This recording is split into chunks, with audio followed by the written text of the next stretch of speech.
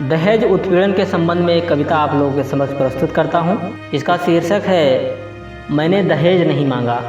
कि साहब मैं थाने नहीं आऊँगा, अपने इस घर से कहीं नहीं जाऊँगा। साहब मैं थाने नहीं आऊँगा, अपने इस घर से कहीं नहीं जाऊँगा। माना पत्नी से थोड़ा मनमुटाव था, सोच में अंतर और विचारों में खिंचाव था, पर यकीन मानिए साहब मैंने दहेज नहीं मांगा। मानता हूँ कानून आज पत्नी के पास है, मानता हूँ कानून आज पत्नी के पास है। महिलाओं का समाज में हो रहा विकास है। चाहत मेरी भी थी, बस ये थी कि माँ बाप का सम्मान हो, उन्हें भी समझे माता पिता, ना कभी उनका अपमान हो। पर अब क्या फ़ायदा जब टूट ही गया हर रिश्ते का धागा।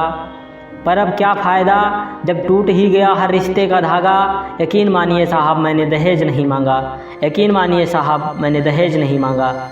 परिवार के साथ रहना इसे भी पसंद नहीं है।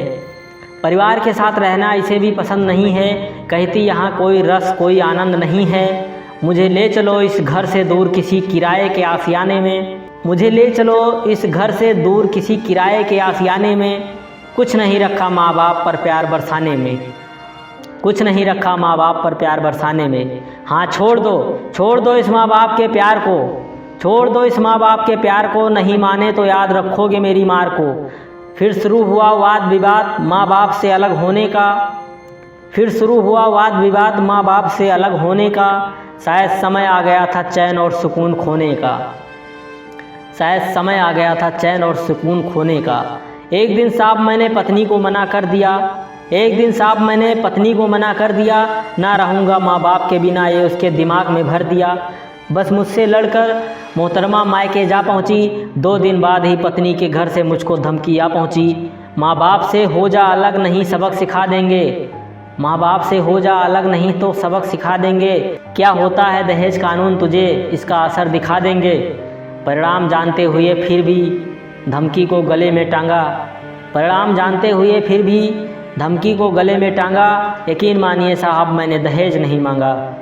यकीन मानिए साहब मैंने दहेज नहीं मांगा। जो कहा था बीवी ने आखिरकार वो कर दिखाया। जो कहा था बीवी ने आखिरकार वो कर दिखाया। झगड़ा किसी और बात पर था, पर उसने दहेज का नाटक रचाया। झगड़ा किसी और बात पर था, पर उसने दहेज का नाटक रचाया। बस पुलिस थाने से एक दिन मुझे फ़ोन आया। बस पुलिस थाने से एक दिन मुझे फ़ोन आया। क्यों वे पत्नी से दहेज मांगता है, ये कह के मुझे धमकाया। माता पिता भाई बहन जीजा सभी के रिपोर्ट में नाम थे। घर में सब हैरान सब परेशान थे। अब अकेले बैठकर सोचता हूँ वो क्यों ज़िंदगी में आई थी। अब अकेले बैठकर सोचता हूँ कि वो क्यों ज़िंदगी में आई थी। मैंने भी तो उसके प्रति हर जिम्मेदारी निभाई थी। आखिरकार तमगा मिला हमें दहेज लोभी होने का।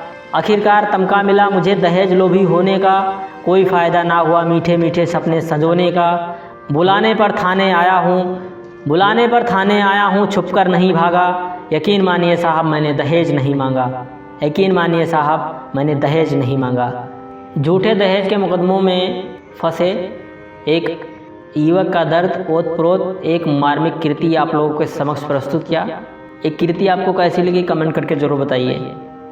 अगर आप भी ऐसी समस्याओं से कभी गुजरे हैं या आपकी कोई जानने वाले इस तरह से गुजरे हैं तो आप कमेंट ज़रूर करिए।